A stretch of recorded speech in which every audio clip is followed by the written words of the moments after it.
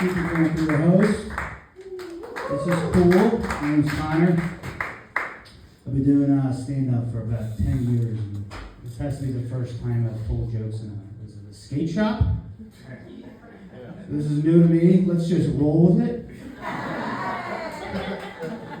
That's the only pun I know for skating. I've never skated a day in my life.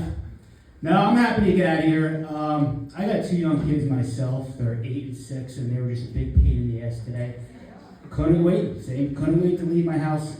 And I drive a lot for work, and I'm on the road, and I always think about my kids. And I have a bit of a heavy foot when I drive. And the other day, I saw one of those signs that said, "Drive like your children live here." Oh, that really hit home. So I immediately slowed down, turned my car around, and I left. I never went back. It's a real sign, sir. Yeah, I'm 40. I got 2 kids. I live in the suburbs, so I got the memo now. I golf. I like golf. I'm not any good at it. But to me, golf is like a loophole in the marital system for husbands, right? Like I can be like, "Hey, hon, can I just abandon all my responsibilities for the next 8 hours so I can get hammered and drink and drive in an open field?" No? Can I golf? It's the same fucking thing. Every time I golf, like I can't help but think about like Tiger Woods, right? What a crazy life that guy's had. A billionaire for playing golf. Think about this, he fascinates me. Tiger is the first husband ever who was like nationally, publicly shamed for banging a bunch of chicks on the side, but then he just wins back the respect of the country just by playing more golf. But better, that was it. That was his whole comeback story. I remember a year later after that shit went down, he put on that green Masters jacket, everyone's like, he's all right. Like, what other husband can get away with something like that? Like, if I got caught banging the hostess on a Waffle House, everybody I know around me would be like, Connor, you're a piece of shit. You can't be able to do that. How did you do that to your wife? I keep it, well, I got a birdie on the back 9 today. Does that mean anything to you? Yeah, my daughter, she's 8, and she loves Taylor Swift, right? Now, I never had an opinion on Taylor Swift until she started dating and now engaged to Travis Kelce. Now I find her to be annoying. My wife also likes Taylor Swift, and she goes, Connor, you should like Taylor Swift. Do you know that she writes all of her own songs? I'm like, well, that's impressive. The other day, I heard my daughter sing a song in her room called Mean. And I looked at the lyrics, and I actually wrote it down. It's actually my favorite fucking part here. It goes, "But all you are is mean.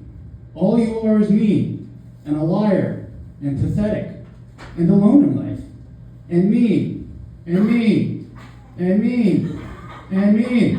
You know, I gotta hand it to her. She's pretty good.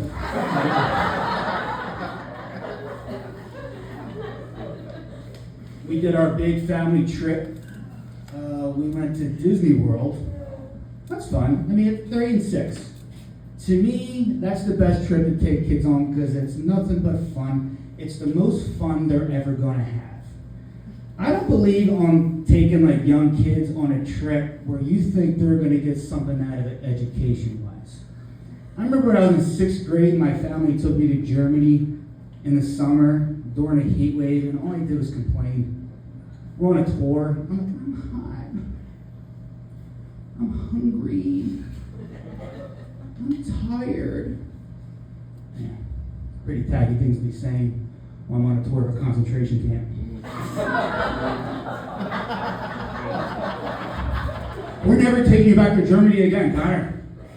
No, so, go with Disney if you're thinking about it. That's the trip. So my daughter, she's very competitive. She plays a lot of sports. She's very good. She loves basketball, and we're watching the Sixers. And she says, "Hey, Dad, do women play professional basketball?" I'm like, "Yeah, it's called the WNBA." She goes, "Can we watch a game?" I was like, "Well, I gotta figure out where the fuck I could get one of these games anyway." I did like 3 different apps, just like live stream something. She like Caitlin Clark, it was good. You know, it's what you expect. But it reminded me of that time. Do you remember it was like a few months ago, some dude was throwing dildos on the court during the games? And I was like, it was funny to me. Like, the moment a dick showed up on a court, the game finally became interesting.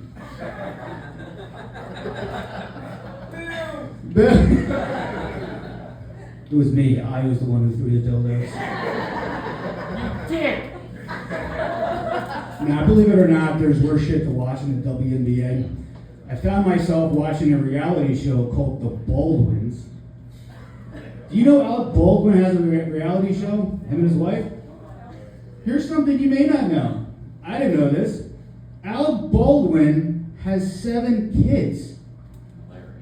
It's like, holy shit.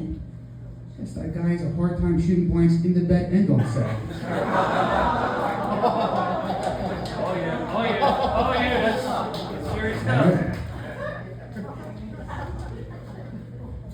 I'm trying to do more life hacks in my life to make my life easier around the household.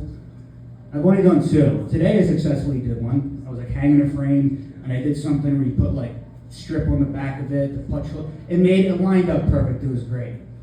My first life hack I ever did, we have a cat, right?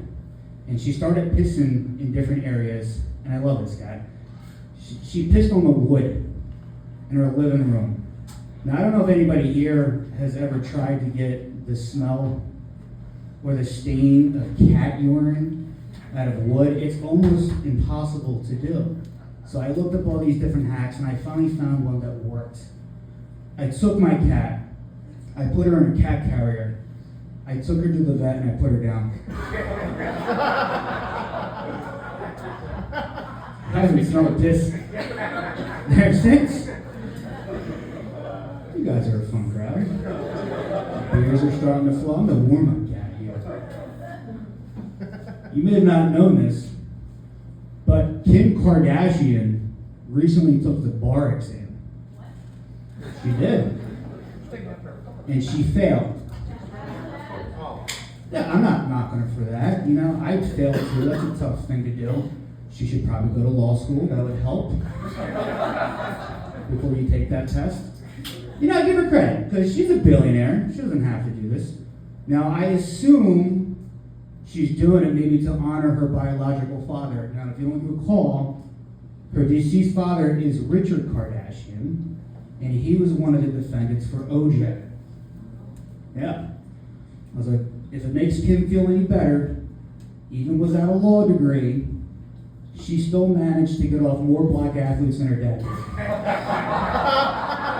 Oh, snap! Snap, that was good. I appreciate it. He lets me know when I do a good joke, that guy. You know, the laughter is the key, too. That's a giveaway. He's like this over there the entire time. That was good. I like that one. I'm good with that one. I appreciate that. Well, let's see what you feel about this one. So, you know, a lot happened in Minneapolis, Minnesota. You know, there's a lot of news headlines about it, right? And, you know, it was all happening so quick, and one of the first headlines I saw while everything was happening, it said, public schools in Minneapolis are closed for a whole week. Now, naturally, I thought, oh, it's Minnesota. It must have been a lot of snow. No, it was ice. That was good. That was good. You guys like that one? Yeah. I love it. That is a bad joke. All right, I'll leave you guys with this one. We went to New York City, the 4 of us, for Christmas time. And it was, it was a check the box type thing. We were walking outside. It was the building for Fox News, and all these news station buildings have like a ticker tape of news that comes around, right? And we're just looking at it, and we saw the headline, and that's when Robert Reiner was killed, right? He was murdered. And to the left of me was a homeless man, and I see him watching all the headlines, and he goes, "Ah!" That was his reaction. He goes, "Oh no!" And it dawned on me, like, holy shit, this is how this guy has to get his news every day. He walks up here to see what the headlines are. Then I thought to myself, man, he's really taking that kind of hard. Sometimes it's sad, don't get me wrong. He's like shaking his head down, and then I'm walking by him as we left.